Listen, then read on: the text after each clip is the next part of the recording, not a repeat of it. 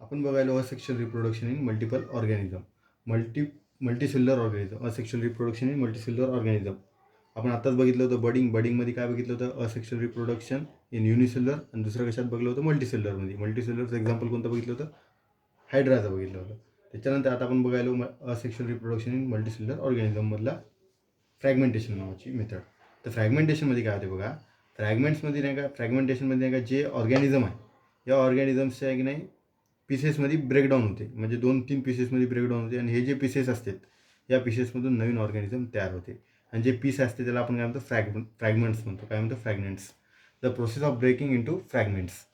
तर एक ऑर्गॅनिझमचे breaking down कशामध्ये व्हायली, फ्रॅगमेंट्समध्ये व्हायली, त्याला आपण काय म्हणालो, फ्रॅगमेंट्स. आणि फ्रॅगमेंट्स जे ऑर्गॅनिझम्सचे आहेत त्याच्यापासून काय व्हायला, एक नवीन इंडिव्हिज्युअल ऑर्गॅनिझम तयार व्हायला.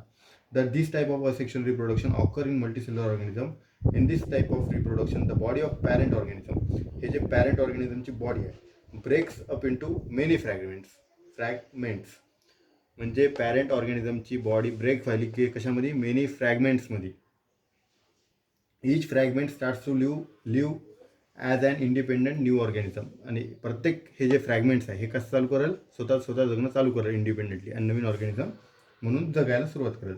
दिस type of reproduction occur in algae like spirogyra. हे कशाचं एक्झाम्पल आहे, स्पायरोगॅराचं. अँड स्पंजेस लाईक सायकॉनमध्ये आणि स्पायरोगॅरामध्ये आपल्याला कोणती मेथड बघायला भेटते, फ्रॅगमेंटेशन नावाची.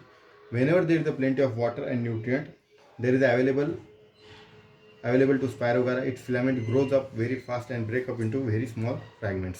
जेव्हा नाही का न्यूट्रिएंट फेवरेबल कंडिशन असतील कशाला, स्पायरोगॅराला काय करेल, स्वतःची ग्रोथ भरपूर करून घेईल, आणि भरपूर ग्रोथ केल्यानंतर काय करेल, ते स्वतःला ब्रेकिंग करून फ्रॅगमेंट्समध्ये भरपूर स्मॉल फ्रॅगमेंट्स तयार करेल. आणि फ्रॅगमेंट्सपासून काय होईल, डॉटर ऑर्गॅनिझम भरपूर तयार होतील. Each fragment starts to live independently as new Spirogara fiber. If a body of Cycon breaks up accidentally into many fragments, each fragment develops into Cycon.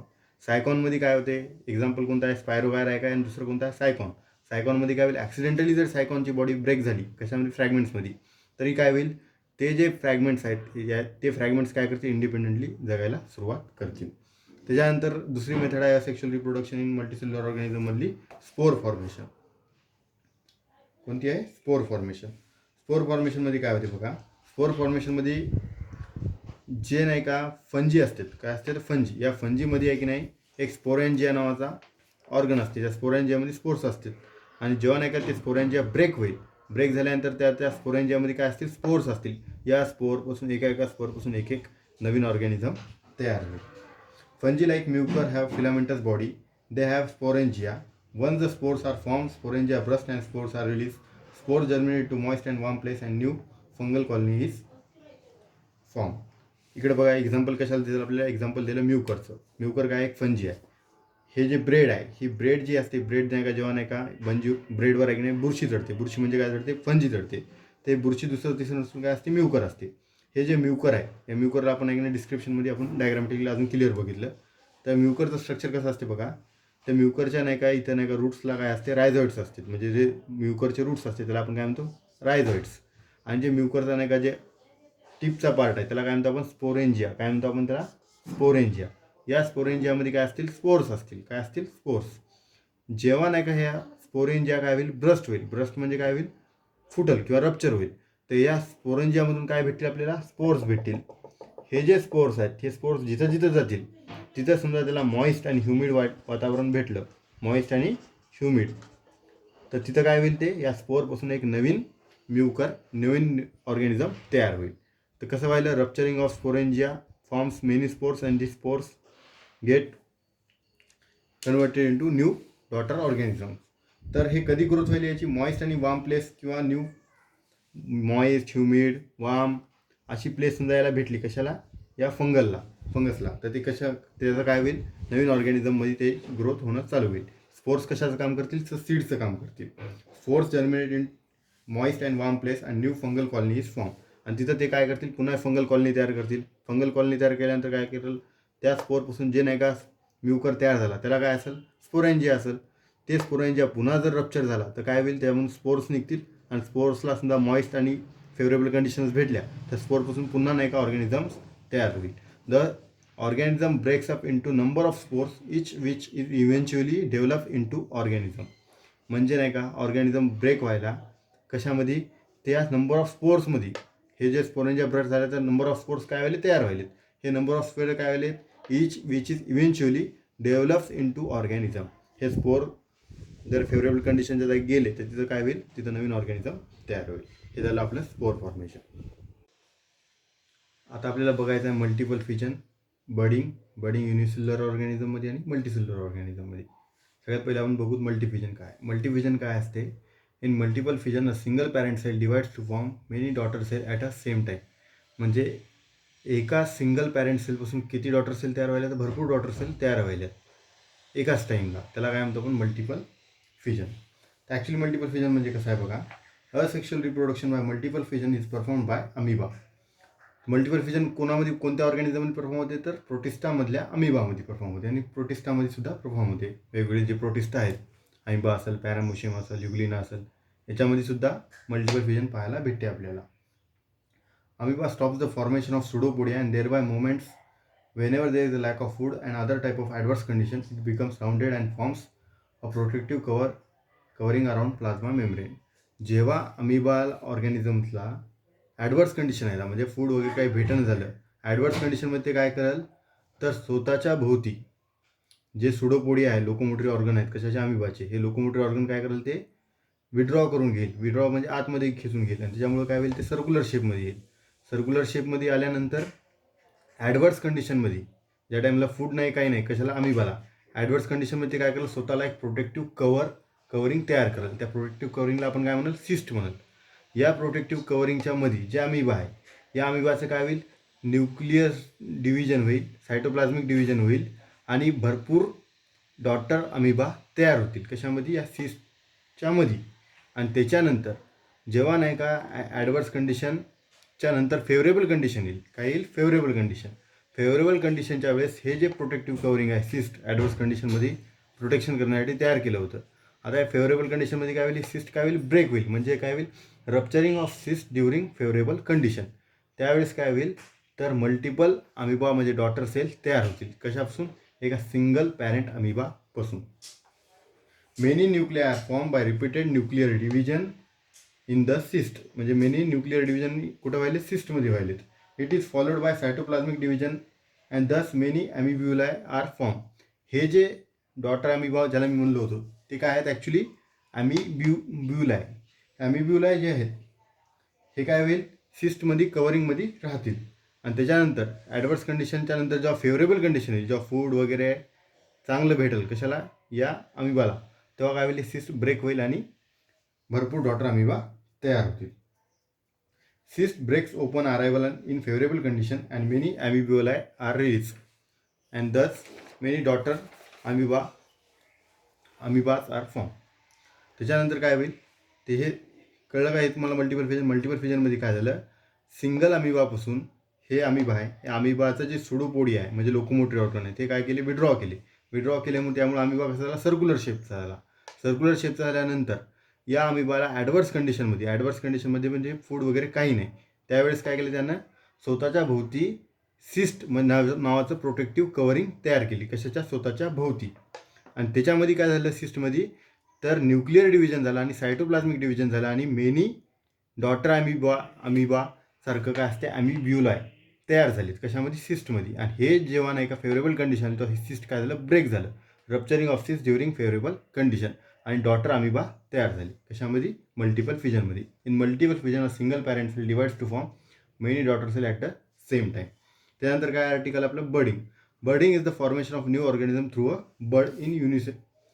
म्हणजे एक नवीन ऑर्गॅनिझम कधी तयार व्हायला, त्याच्यापासूनच तयार व्हायला, त्याच्यामध्ये बर्ड तयार होऊन. Budding is the formation of new organism through a bud. Asexual reproduction occur by budding in yeast. Asexual reproduction budding कशामध्ये होत असते, तर ईस्ट नावाच्या ऑर्गॅनिझममध्ये होते. आणि मल्टीसेल्युलर बर्डिंग कशामध्ये होईल, तर हायड्रामध्ये होईल. कशामध्ये होईल, हायड्रामध्ये. त्याच्यानंतर आपल्याला बघायचं नेमकं हे कसं काय होते, युनिसेल्युलरमध्ये बर्डिंग कसं असते बघा. Asexual reproduction occur by budding in yeast, a unicellular fungus. Yeast cell produce two daughter nuclei by mitotic division. हे जे ईस्ट सेल आहे, ईस्ट सेलमध्ये काय होईल, दोन डॉटर न्यूक्लियाय तयार होईल मायटोटिक डिव्हिजनमुळं.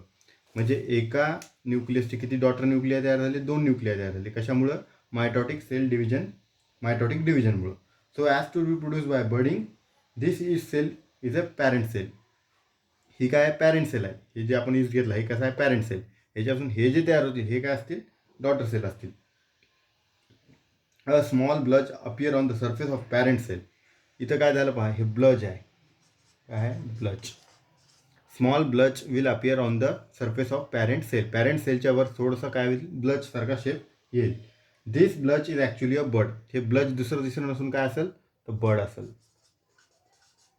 काय असेल? Bud. One of the 2 daughter nuclei enters this bud. हे जे डॉटर न्यूक्लिया तयार झाले होते कशापासून? मायटॉटिक डिव्हिजनपासून. ह्याच्यातला नाही का एक डॉटर न्यूक्लिया कुठे जाईल? या बडमध्ये जाईल. After sufficient growth bud separates from the parent cell. आता या बडची काय होईल? सफिशियंट ग्रोथ झाल्यानंतर हे बड काय होईल? सेपरेट होऊन जाईल. कशापासून? या पॅरेंट सेलपासून. आणि ॲक्च्युली बड म्हणजे दुसरं नसून काय होईल? ह्याच्यापासून न्यू डॉटर ऑर्गॅनिझम तयार होईल. कोणत्या प्रोसेसमुळं? बडिंगपासून. तर कळलं का? ईस्टमध्ये काय झालं? ईस्टमध्ये आहे की नाही, हे ईस्ट नावाचा पॅरेंट ऑर्गॅनिझम आहे. या पॅरेंट ऑर्गॅनिझम मायटॉटिक डिव्हिजन झाल्या, न्यूक्लियाचे 2 न्यूक्लियस तयार झाले. 2 न्यूक्लिया तयार झाली. 2 न्यूक्लिया तयार झाल्यानंतर या पॅरेंट सेलच्या सरफेसवर काय तयार झाला? एक ब्लज तयार झाला. ब्लज म्हणजे दुसरं नसून काय आहे? बड आहे. या बडमध्ये काय होईल? जे डॉटर न्यूक्लिया 2 तयार झाले होते त्याच्यातलं एक न्यूक्लिया कुठे जाईल? या बडमध्ये जाईल. आणि ॲक्च्युली प्रॉपर ग्रोथ झाल्यानंतर हे बड काय होईल?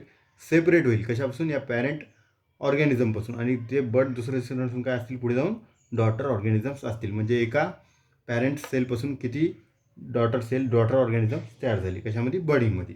त्याच्यानंतर आता बडिंग कशामध्ये बघायचं आपल्याला? मल्टीसेल्युलरमध्ये.